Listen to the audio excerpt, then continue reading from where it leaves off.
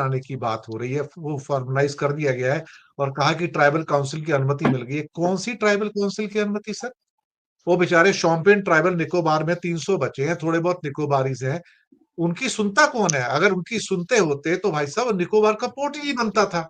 जो बर्बादी का शायद एक ऐसा मंजर होगा, और कहा जा रहा है यहाँ जो लाखों पेड़ कटेंगे उन नया कानून बदल दिया गया, उसको हम हरियाणा में पेड़ लगाएंगे, उसको ये भी कहा गया।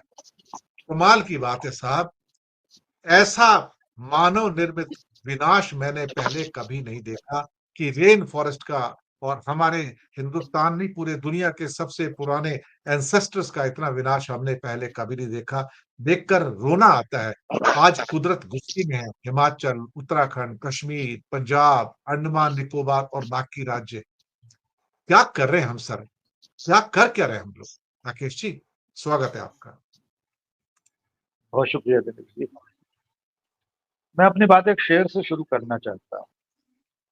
शोर परिंदों ने यूं ही न मचाया होगा, शोर परिंदों ने यूं ही न मचाया होगा, कोई शहर से जंगल की तरफ आया होगा। क्या बात है। आज की तारीख में कुदरत का सबसे बड़ा दुश्मन ये दो पैरों वाला पशु है।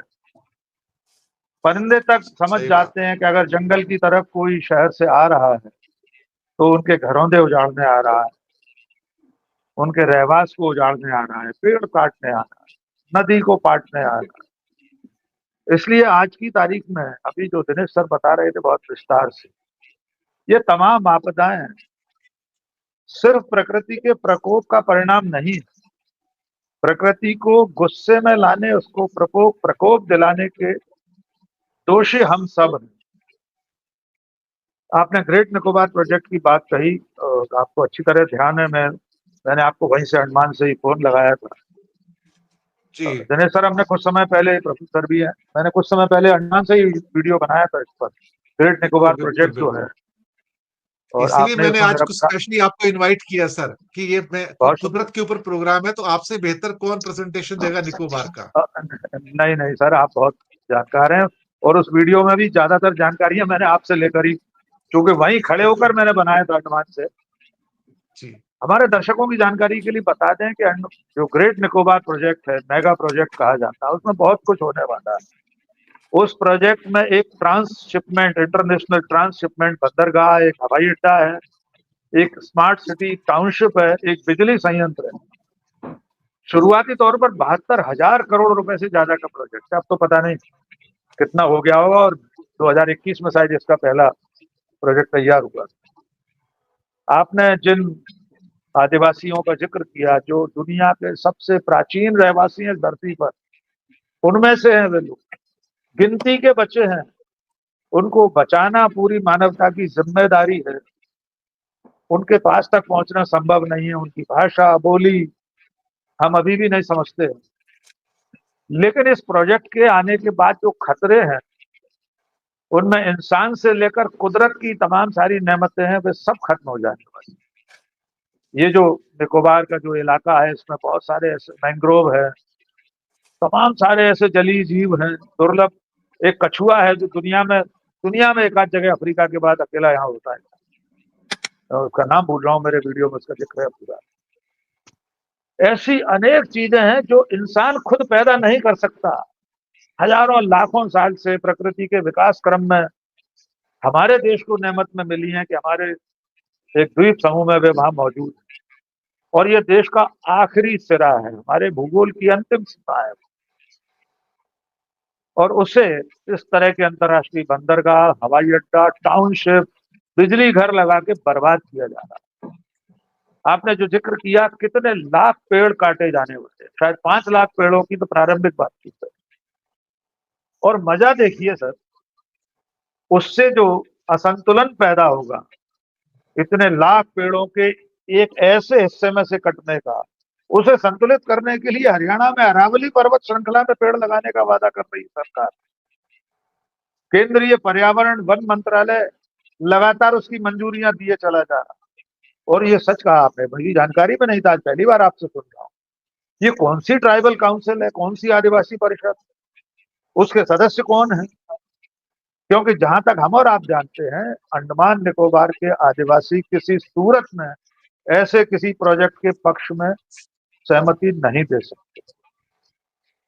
लेकिन सरकार पहली बात जिन तो ये कि लोगों ये के आदिवासी किसी से बात ही नहीं करते। ये बात ही नहीं इसमें करते तो सेंट्रल जी सेंटनलीज जो है 15 बच्चे हैं, जारवा 380 बच्चे हैं, ओंगेस 101 बच्चे हैं और ग्रेट अंडमानी ट्राइबल 43 बच्चे हैं, शोम्पेन 300 बच्चे हैं, टोटली 750 है। कौन सी काउंसिल ये बात नहीं करते, ये हमारे साथ रहते नहीं, हमारे से खाना नहीं लेते, सब कुछ लेने की ट्राई करते हैं। ये सबसे पुराने धरती के एंसेस्टर्स हैं, इनकी कौन सी काउंसिल है भाई? सर, ये वे लोग हैं, गलती से शायद 90 के दशक की बात है, एक अमेरिकन पहुंच गया था इनके पास, उसको मार दिया था उन लोग। वो गूगल पर आज भी मौजूद है, उसका नाम पता ठिकाना था। तो उनकी कौन सी काउंसिल से सहमति ले ली?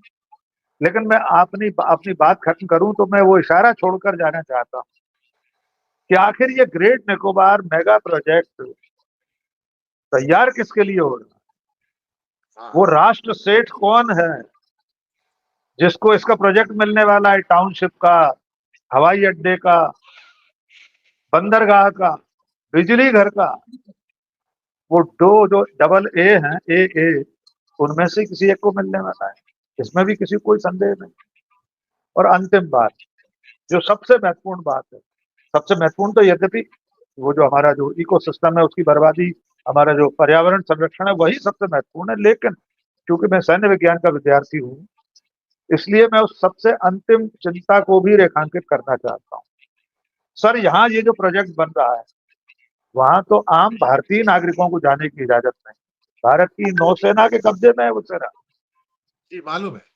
तो हम सुरक्षा की दृष्टि से भी अपने सुदूरवर्ती सबसे दूर के छोर को खतरे में डाल रहे हैं।